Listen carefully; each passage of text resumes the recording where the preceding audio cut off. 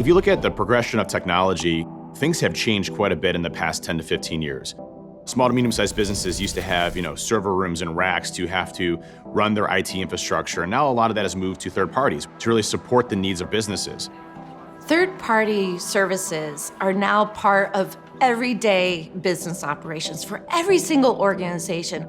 I don't think I've ever met a business that doesn't use some external service, product, platform to help their business run more efficiently, to make sure that they can serve their mission, serve their customers, and do the work that they want to do. You can buy a whole set of capabilities really easily, and they're great force multipliers. But there's a layer of risk that's coming as a result of using those third parties.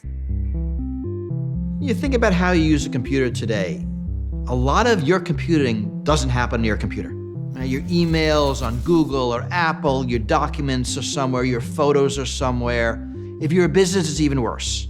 Your accounting system, your banking system, everything you do is on some service, some cloud system, someone else's computer, somewhere. And they might have good security, they might have bad security. You have no way to tell. The problem is when you are outsourcing anything to a third-party vendor, be it in the supply chain or what have you have no control over that organization or that organization's employees. You don't know who they're hiring. You don't know if they've fired anyone and that person still has access to systems that can be used to access your system.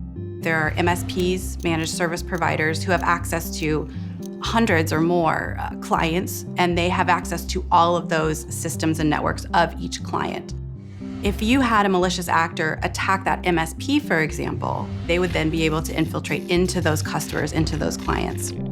Organized crime groups are starting to hit third-party service providers quite a bit because they recognize they can get much more damage inflicted into those types of organizations where you have thousands, tens of thousands, hundreds of thousands of customers versus going after individuals. And that's why it's so important that organizations understand that ransomware is not only going to target the big name Fortune 500 companies, they can target the small companies that don't have the security awareness, they don't have the mitigations in place to preempt and mitigate these threats. Gregory Industries has been in business for over a century. It's a family-owned, family-run enterprise. Our CEO is fifth generation Gregory. The company has grown very steadily over all of those years, and we're in another growth mode now. It takes a lot to keep up with that growth. You need more and more employees and more resources.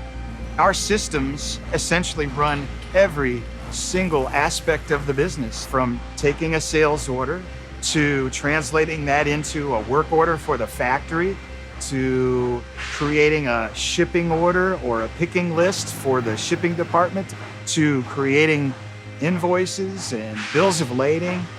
When the attack happened, there was quite a lot of stress and quite a lot of tension because we weren't able to use any of our production systems, any of our sales systems. So we can't sell anything, we can't ship anything, we can't make anything and have it recorded well. We could put stuff physically on a truck, but we had no digital way of recording it at all. So we had to come up with paper backup systems on the fly, and now you have to reinvent the wheel just to do your job.